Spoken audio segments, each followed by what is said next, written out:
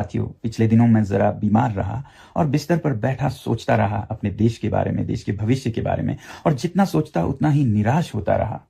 50 साल पहले पड़ोसी देश जो हमसे पीछे थे या बराबर के थे, वो आज मीलों दूर निकल चुके हैं हमसे। बड़े देशों की बात न करें, थाईलैंड, मलेशिया, इंडोनेशिया, यहां तक कि श्रीलंका और बांग्लादेश भी हमसे आगे हैं अगर प्रति व्यक्ति आय, पर कैपिटा जीडीपी की बात करें तो। और अगर ऐसा ही चलता रहा तो 2047 में हम विकसित देश नहीं बल्कि दुनिया के बाजार में मुंह दिखाने लायक भी नहीं रहेंगे। आप लोगों को मैं बधाई देना चाहता हूं एक तरफ कि आप लोगों ने परिवर्तन चाहा, बदलाव चाहा, पिछले 2 महीनों में आंदोलन किए और बदलाव आया भी। शिक्षा मंत्री ने इस्तीफा दिया, मगर जो अगले शिक्षा मंत्री आए उनसे भी कोई चमत्कार होता नहीं दिखता, और जब तक शिक्षा पिछड़ी रहेगी देश का भविष्य भी पिछड़ा ही रहेगा।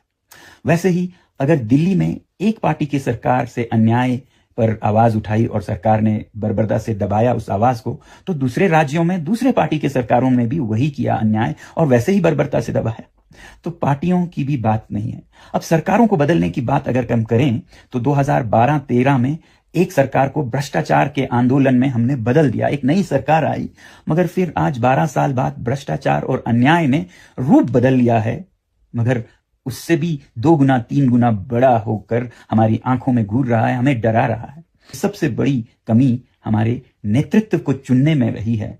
जब तक नेता सही ना हो तो पूरा देश गलत रास्ते पे चलेगा। मगर मैं ये कहना चाहूंगा, इन हालातों के बावजूद बहुत से ऐसे नेता हैं जो सही पर चलते हैं, सच्चाई पर चलते हैं, उन्हें मैं सलाम करता हूं। मगर आपको मालूम है, हमारे संसद को ही अगर लें तो लगभग आधे सांसदों पर आरोप हैं, केसेस हैं अपराधों के।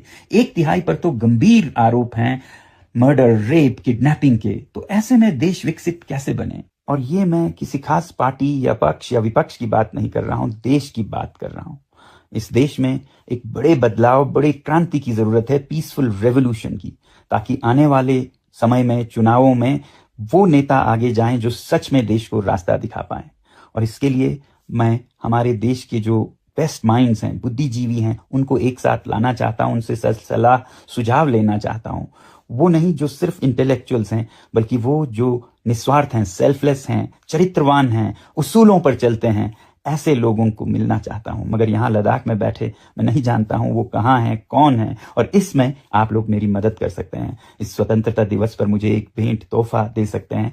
ऐसे नाम सुझाएं आप जिन्हें आप जानते हो और ऐसे गुण रखते हो, और इनके साथ मैं आप लोगों का सुझाव लेने के लिए आपके राज्य में, आपके शहरों में भी आना चाहूंगा। तब तक के लिए धन्यवाद।